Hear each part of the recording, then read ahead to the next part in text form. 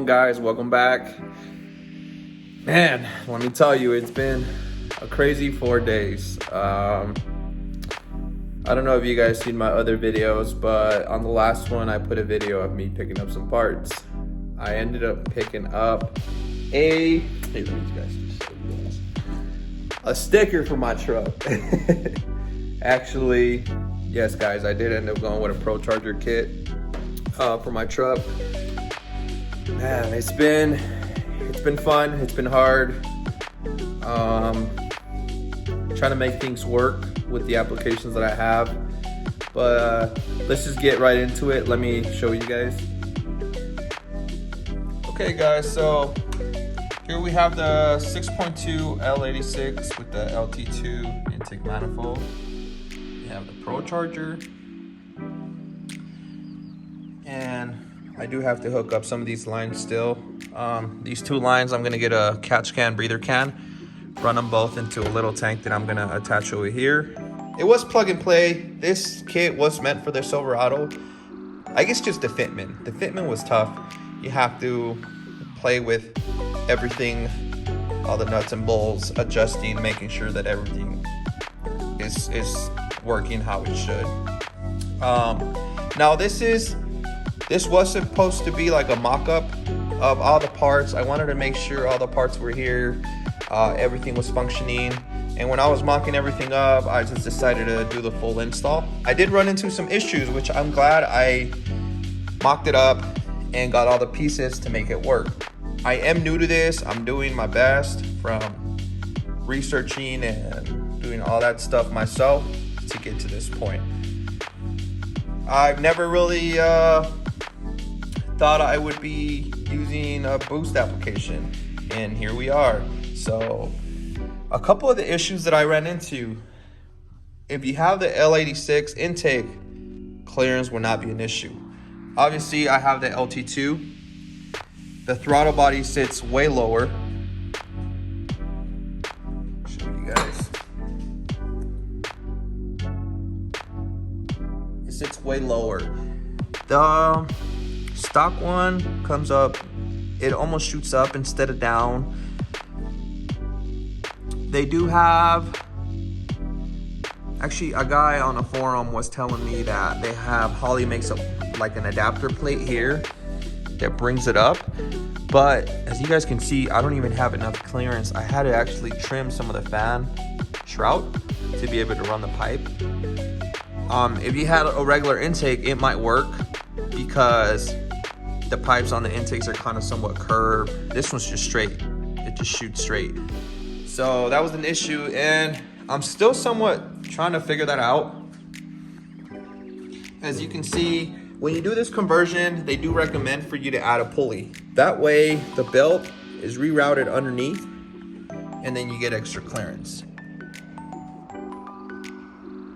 Now, when I had my SMB intake, surprisingly, I didn't have an issue without the pulley. There was about that much clearance and I just left it alone. When I got to this point, it actually, for some reason, sat really high. This belt just ran really high and it was rubbing on this coupler. So I decided to do the conversion with the pulley. Now moving on to the belt, guys. I don't have the part number if you're doing this without the ProCharger and adding the pulley. I'm sure you can find it online. But the ProCharger kit comes with this belt number, which if it's snug and it was good,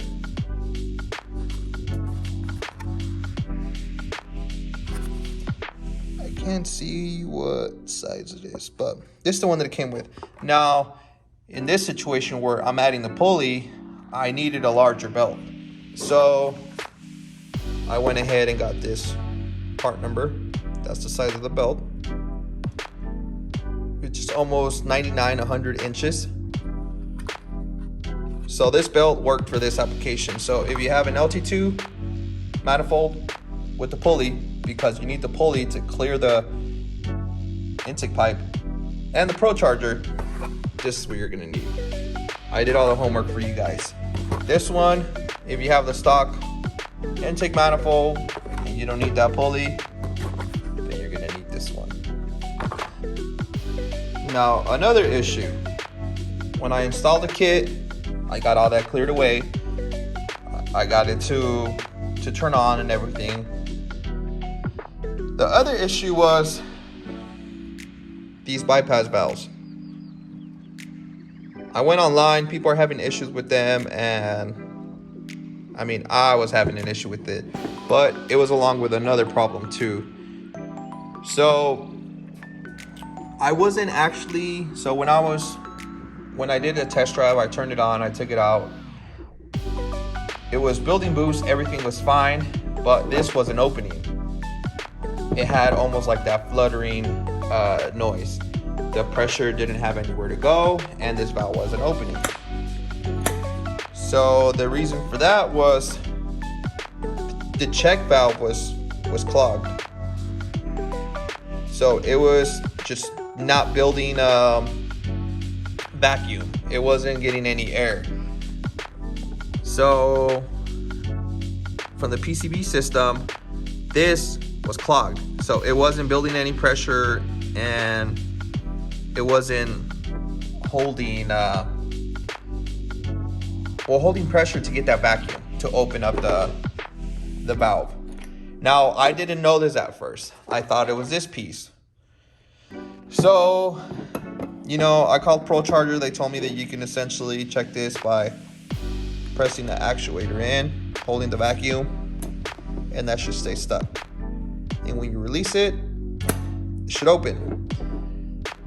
Now, the issue with this is that when I was holding it, it actually started to somewhat move slowly.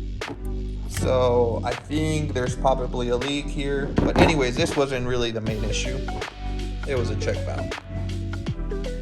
After going to a bunch of auto parts store, I didn't realize how hard it was to find a check valve. I added one. Well, first I went and I bought a tile Q blow up valve, which sounds a lot better because I wanted to upgrade to the red top, like the big red one, and it was $500. And I was just like, so I went online, I did some research, and I actually found the tile Q, which was somewhat similar.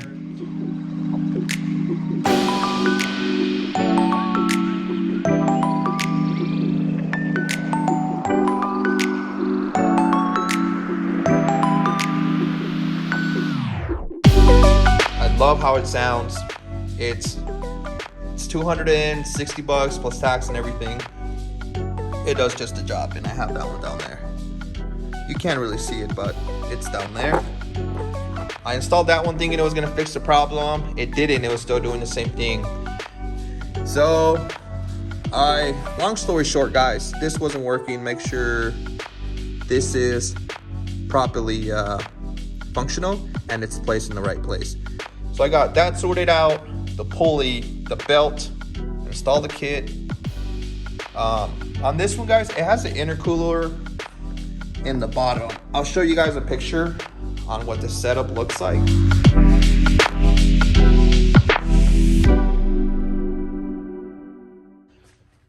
My truck is lowered. I'm kind of skeptical about it. It's down there. I haven't drove the truck in order to really say if it's gonna get scraped, if it's gonna hit. I don't know, so I'll have to follow up on another review. The other thing, guys, that I'm gonna do, let me try to focus. Down there you see the blow-off valve. So the original kit just has a hose that angles down, and you just hook up the blow-off valve. So see, like this one, you put a rubber hose on that end and you put a clamp, and it just kind of hangs down low. I mean, it works great. It functions. It's not a big deal.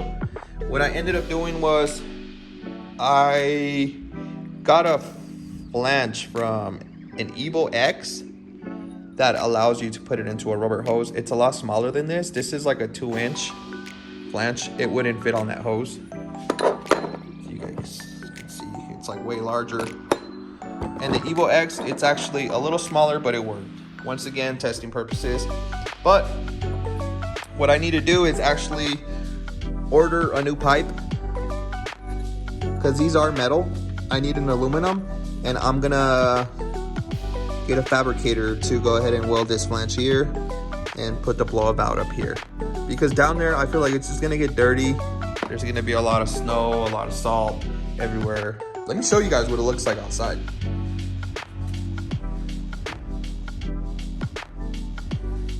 Guys, not only have I been working in this garage for a few days, but it's been cold. So there you guys have it. It's been fun. I've been having a lot of fun. I've been learning.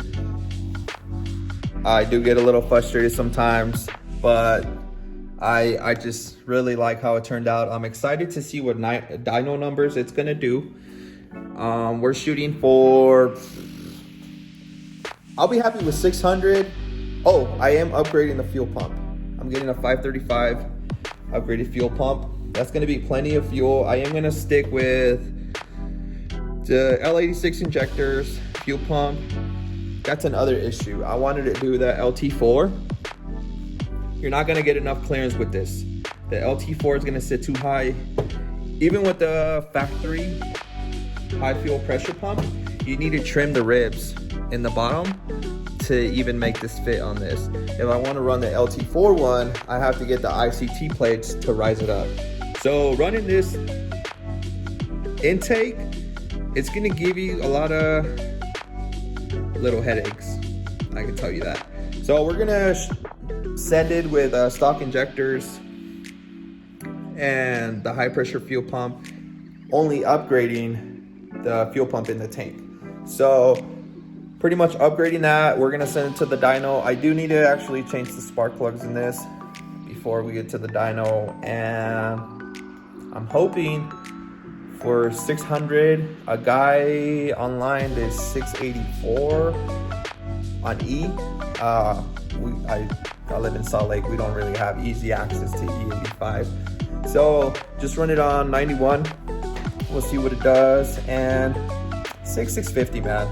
I'm happy with 650. This is the P1. It's gonna give me 7 to 8 pounds of boost. And I mean, this is not a race truck, guys. This is my daily. I just drive it around and I just wanna have fun with it. This wasn't even part of the plan. But here we are, guys. I can't turn back. It is a money pit for sure. Definitely a money pit. Now, once we get this flange welded on, guys, I'm gonna get into some powder coating. I talked to my boy Shane. What color should I go with? I'm thinking, so we're gonna powder coat obviously the pipes and maybe the ProCharger. Just this side. ProCharger actually doesn't recommend powder coating the gearbox, but we can powder coat this and the bracket. And the piping. What color do you guys think I should do? Like this kind of orange with flakes in it, or maybe do like a blue, like this kind of blue, like a, I don't know what kind of blue, like a blue, like a red. I was even thinking like a bronze to match the wheels. I don't know yet, guys. Right now, my goal is to get it running good, get this welded on, order the pipes, get the breather box. Oh, the boost gauge. I'm gonna install a boost gauge. So I have a ton of parts coming in that I still have to install. I'm sorry I didn't do the unboxing. I really wanted to do it, but I was anxious, and I'm glad I got to this point where I'm able to mock it up, turn it on, make sure everything's working properly. Now I learn how to install it. So when I take it down and I get the parts powder coated and all that stuff, at that point I can show you guys what came with the kit. If I have the time, I'll probably do like a install video on how to do it, or on how I did it at least, because there was a lot of crafty things I had to do to reach into these tight places to get the bracket on and stuff like that.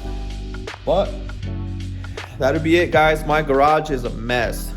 It's a freaking mess. Look, the ProCharger box, a bunch of tools on the floor, cutting hoses, taking off all these parts.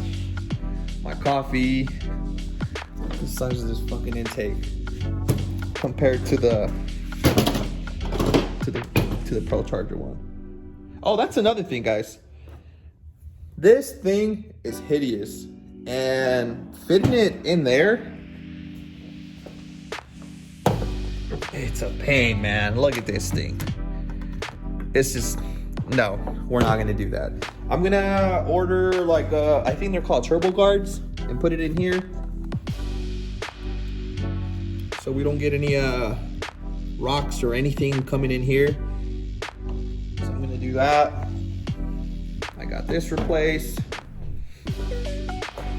So I'm gonna get to it, guys, put all my tools away, clean this garage up, and maybe on the next video I'll have more footage. Actually, I'm gonna turn it on and give you guys a rev.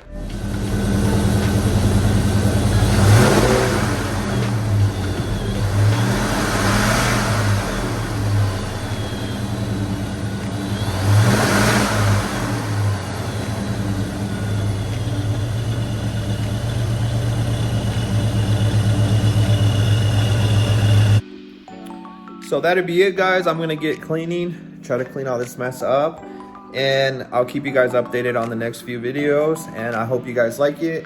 Like I said, I'm not a professional. I'm just a truck enthusiast that likes wrenching on stuff. I was so proud of myself for getting this done, and I'm excited to throw this on the truck. This is a very expensive sticker to put on your truck. Don't put this on your truck if you don't have a ProCharger, please don't. But I'm so excited to put this on. Once we get it ready, run in, I could just fly down the highway. And thanks again, guys, for watching the videos, and follow up on the next video.